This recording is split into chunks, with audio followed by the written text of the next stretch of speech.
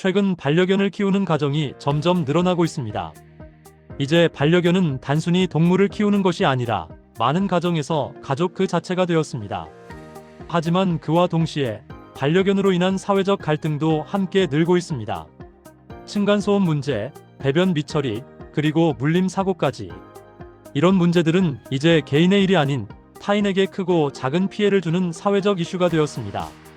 그럼에도 불구하고 반려견은 함께 밥을 먹고 하루를 보내며 감정을 나누는 소중한 존재입니다.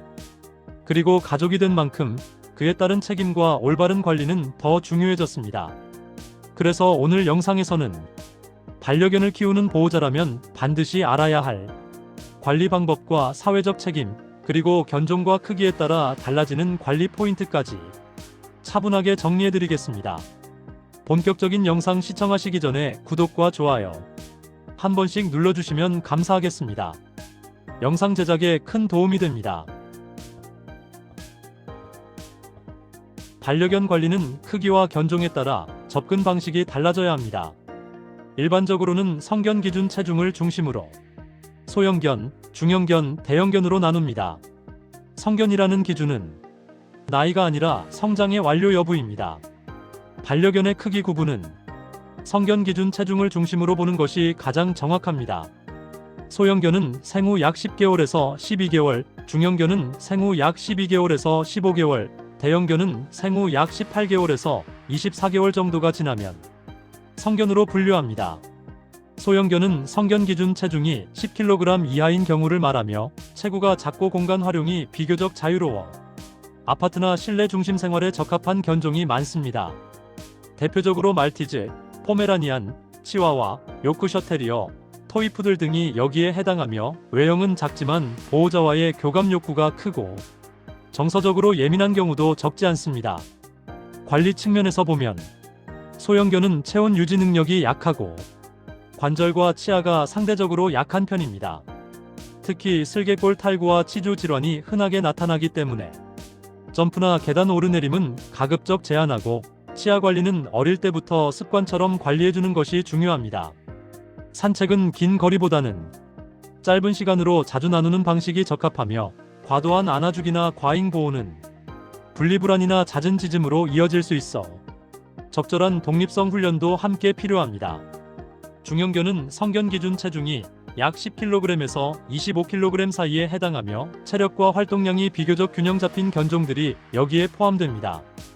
대표적으로 비글, 코카스파니엘, 보더콜리, 진돗개, 시바견 등이 중형견으로 분류되며 지능이 높고 활동성이 좋아 신체 활동과 함께 정신적인 자극을 필요로 하는 경우가 많습니다.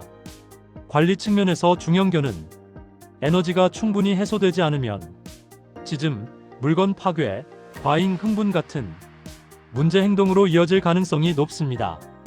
단순한 배변 산책만으로는 부족하고 놀이와 기본 훈련을 함께 병행하는 관리가 필요합니다. 또한 중형견은 보호자와의 교감이 부족할 경우 스트레스가 쌓이기 쉬워 규칙적인 산책 시간과 일관된 생활 패턴을 유지하는 것이 중요합니다.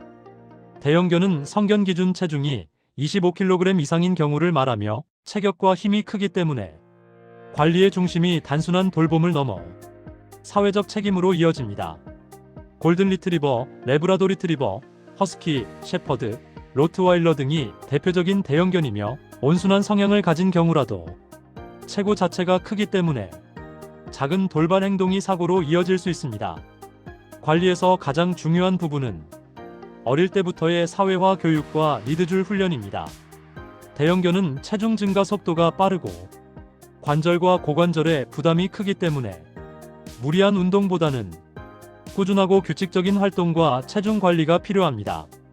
특히 공공장소에서는 리드줄 착용과 보호자의 통제 능력이 선택이 아닌 필수이며 이는 반려견을 위한 관리이자 타인을 배려하는 기본적인 사회적 매너입니다.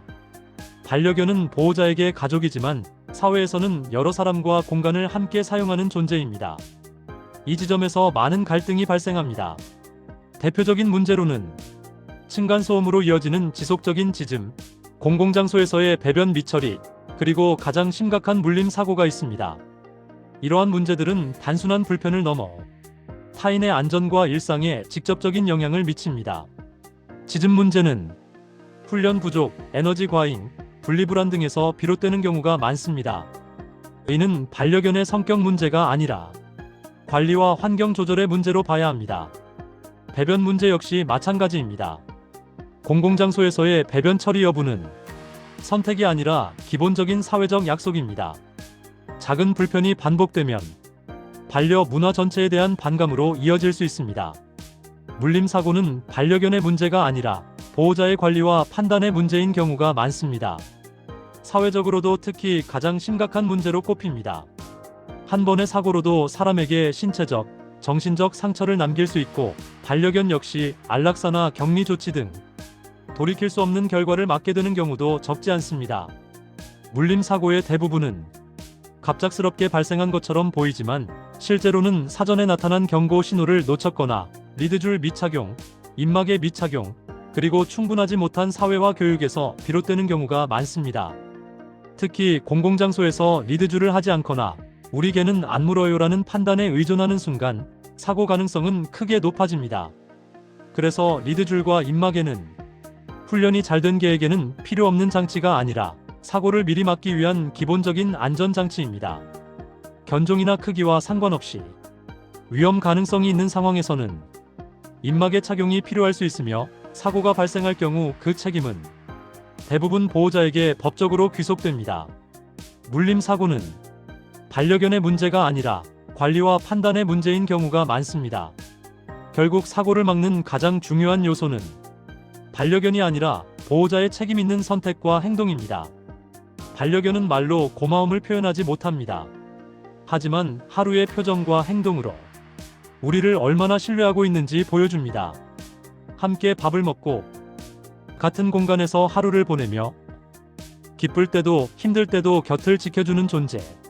그만큼 반려견은 우리의 선택과 행동을 그대로 받아들이는 가족입니다. 반려견을 키운다는 것은 사랑하는 마음만으로 충분하지 않습니다. 책임 있는 관리와 배려가 더해질 때 그 사랑은 비로소 완성됩니다. 반려견과 사람이 서로에게 상처가 아닌 위로가 되는 세상. 그 시작은 언제나 한 명의 보호자, 바로 우리에게서 시작됩니다.